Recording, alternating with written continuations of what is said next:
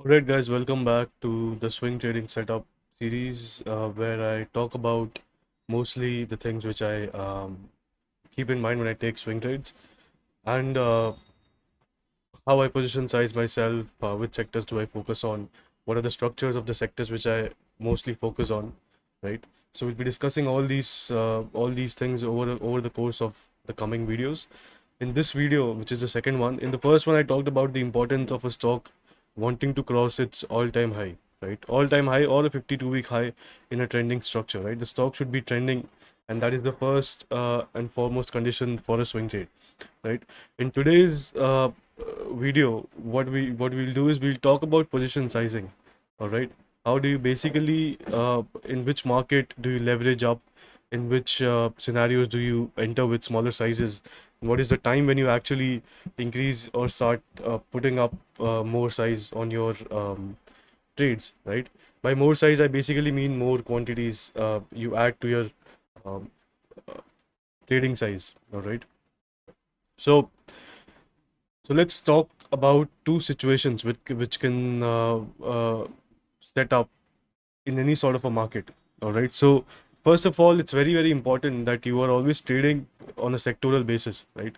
So suppose if Nifty Energy is downtrending here, right, and I see some sort of energy stock being is trying to break out on the upside, I wouldn't buy that stock even if it's trying to break through the all-time high, because Nifty Energy overall is not seeing some industry type of tailwind for its growth, right? In something like textile sector, if you see, all textile stocks have been moving up since the past 2 years. So there are certain tailwinds in the sector. Maybe it's some government scheme, maybe it's some raw material costs or anything that the entire sector is benefiting from, right? When those kinds of moves happen in the market, what you will see is those are very much long lasting, because if the industry is seeing some tailwinds, it means that it's setting up for a longer term, right? Industries don't see tailwinds for maybe 1 or 2 months. It affects the entire structure of how the things work in that industry, right? So they will run for multiple months, right? And every 3 out of 4 stocks in that industry group will start running up with the sector as well. All right. So this basically puts us in a very high probability situation where you can even if you catch a weak one, it will still move up some bit. All right. So, and much more stocks will break out. So it also becomes very highly probable that we'll catch a very big one as well, right? And we'll catch multiple big ones, right? So first of all, it's very important to be in the sector, right? Now there are two situations which can arise, right? One is with respect to your broader market index, which is Nifty, right? How is everything going on in the Indian market, right? Uh, how is the economy shaping up? Is there any global risk, which is all factored in into Nifty, all right? The second is your sector, all right? The second is your sector uh, tailwind, all right? How the sector is doing individually, right? So these two things is what we'll focus on today, all right? So if you see, first and foremost, let's talk about what are the conditions for Nifty for and what do you have to do in terms of position sizing in those conditions, all right? So if you see, index can basically give you two long opportunities when it's actually uptrending and it's trying to break out, all right? Like in this area as well, right? In these areas as well, when the index is actually uptrending and it's trying to break out. The second one is when the index is range bound, all right, and it's trying to reverse from the previous demand zones. So this is the previous area of demand. So you see Nifty reverse from this demand itself, right? So these moves in the market are also big moves. A lot of stocks are breaking out during these moves as well. So you cannot afford to miss out on these moves. Otherwise, you will be always waiting for a trending Nifty, and you won't be able to perform in this part, which is more than 6 months now. I think almost 7 months, 8 months, right? So there are two scenarios in Nifty. The first one is when Nifty is uptrending, right? So almost all the sectors are uptrending, right? So you get a plethora of options to take swing trades, all right? But what happens is in these kinds of scenarios, you will miss out on a lot of trades as well, which is healthy. You should be wanting markets where you're missing out on trades, because again, missing out on trade means that I'm in a market where a lot of things are moving up, right? Now, when reversals are happening from the previous demand zones, all right, something like this, when these reversals are playing out in the market, you have to have a system to trade these as well. Otherwise, how will you um, catch these big swings on the upside when the market is doing them? Market is always not always uptrending like 2020 and 2022, 2021. right? So there are two situations broadly which are good for long swing trades. I'm only talking about long side swing trades, no shorting here, right? So for shorting, you can basically reverse all of this, which we talk about in the video, and it will work for shorting as well. All right. So there are these situations where the entire index is breaking out, and there are these situations where the entire index is range bound, and we are seeing reversals from lows which only last till the next supplies. All right, they only last till some major supplies. Right, this is a breakout from the supply. It goes till the next supply and it fizzles out. Right. So these are the two kinds of scenarios which you will be facing when you're trading in a swing.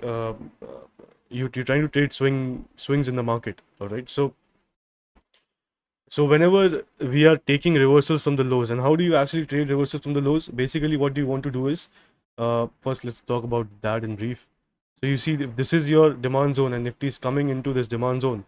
So right here, if you see, I'll always wait for this hourly 50 EMA. All right, I'll always wait for this hourly 50 EMA to confirm that it's trying to break out on the upside. So if you see, this is the hourly 50 EMA. So until Nifty starts sustaining and starts taking out the previous base and also starts trading above the hourly 50 EMA, I'm not taking a long trade. So basically, I'm not buying anything on this part, because after a rally on the downside like this, it's always natural to have some sort of a pullback on the upside, and then again we start falling.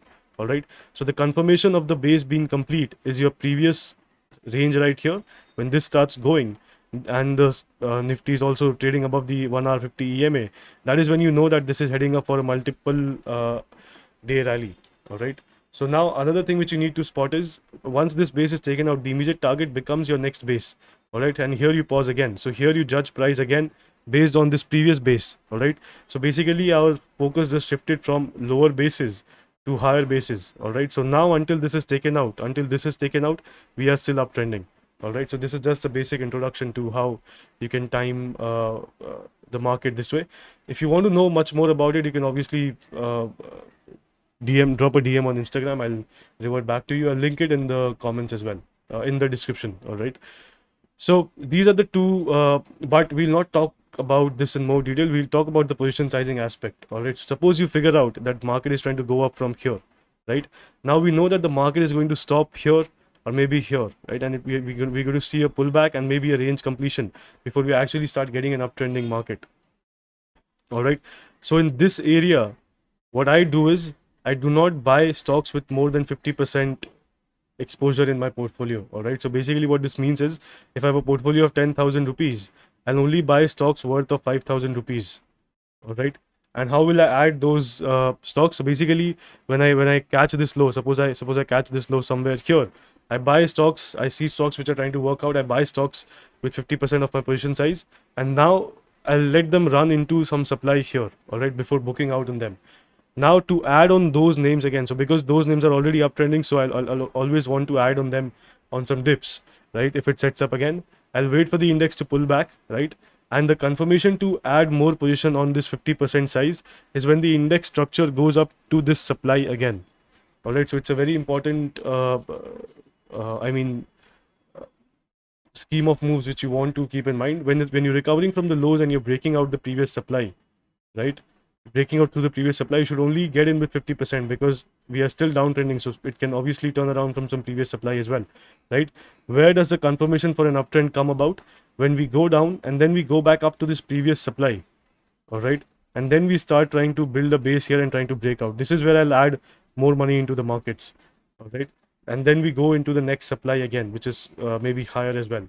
All right. Now, this was the scenario when you see that the market is downtrending and we're trying to form a range here, right? But what about when the market is uptrending? So something like this, when there is no supply on the left side at all, we're trying to break out into new highs. This is the time when I'll start building premature positions inside the range itself with 50% of my account. So when I see that high lows are building up inside the range before the breakout, I'll already be invested 50%. Because a lot of stocks start breaking out here itself. All right, so I'll already be invested 50%, right? And as soon as the market breaks out into the highest supply forms, so suppose this is the highest supply, we start building positions here itself. When we start seeing higher lows, when we get a breakout and a pullback, and then we start breaking out again, this is where I'll go all in with my portfolio. All right, and I'll also take some leverage using futures and options. All right, so mostly futures in stocks. All right. So in this kind of scenario, you want to keep adding when the market is forming higher lows. All right, because these are because a lot of stocks are breaking out on these up days as well. When you see an update like this in the market, a lot of stocks are breaking out here as well. Right? So you do not want to miss them because you never know how long this breakout will last. All right. But the market is breaking out from a big base, from a big consolidation. So we're getting into some sort of a broader market uptrend for the Indian market overall. All right. So in this kind of scenario, you will see a lot of stocks are participating here and here. So if you're trading in 2021, you know that a lot of stocks were going up in this entire cycle. All right. So for this entire structure, I keep adding positions as it forms higher lows. And when the breakout is confirmed after a pullback and the supply starts to go, which takes out the new high, that is when I'll add up more leverage into my portfolio as well. All right. So these were the two basic scenarios which you will count. I mean, which you will get in the market, where you have to keep a track of how you want to add positions in the market. And now where do I uh, basically where do I dump my positions, right? Where do I scale out? So if you see, there are two conditions to scale out. Sorry. So the first condition, there are two types of market basically. When you see that the market moves like this in a straight line, all right, it's very far from the 50 EMA all the time, right? And the second is when the market is constantly coming back to the 50 EMA, right? Constantly coming back to the 50 EMA, which was happening here, right? Here as well, it wasn't really coming back. So if I can get an example, so something like this, all right, something like this, right here, right? So when the market is moving up like this, a lot of stocks are going up as well. So when will I start exiting my when will I start exiting my trades? I'll start exiting when the last demand zone goes. So if you see, this is the last high right here, right? So whenever this demand zone goes, this black candle right here starts to break down, this is where I'll exit my portfolio very I mean, very urgently, right? Very swiftly, because I know that there is a lot of empty space here. There is nothing to protect the market right here before this demand, all right? So it can fall down in a straight line. So this is the point in an overextended market where I'll start exiting my portfolio very rapidly, all right? Now, when the market is going up like this, when it's coming back to the 50 EMA again and again, this is the logic is the same. But here, what you will see is when the last demand zone is starting to break down, the market is also breaking down below the 50 EMA. So if you see, this is the last demand zone right here. So when we start to break down below this, we're also breaking down below this 50 EMA line right here, right? And these moves will also result mostly in a climatic fall, but they'll get reversed very fast because there are a lot of demand zones here to hold up the market structure, right? They go back up and then they start falling again. All right. So again, the theory is the same, but uh, in one market, what you will see is, sorry, in one market, what you will see is it's not extended and we are falling below the 50 EM as well, which basically indicates a complete change of trend. All right. When the market is overextended and it pulls back like this is not a complete change of trend. We're just pulling back. But when the market is continuously testing the DMA, it means that the highs are weak, right? So if it means that whatever highs are being made here, market is unable to sustain, so it's weak. So one time or the other, it's going to break down and start forming some sort of a down move as well. All right. So these are the four scenarios. All right, two for entering and two for exiting and managing your position size. If you are still in the video, make sure that you like and subscribe. It helps with the motivation to continue making these. All right. And if you have any doubts about personal mentorship, you can always drop a DM on my Instagram. All right. I'll be happy to help you out. So I'll see you guys in the next video, which will come out on Wednesday. All right. Around the same time. And I'll see you guys. Make sure you share the video as well. And have a good weekend.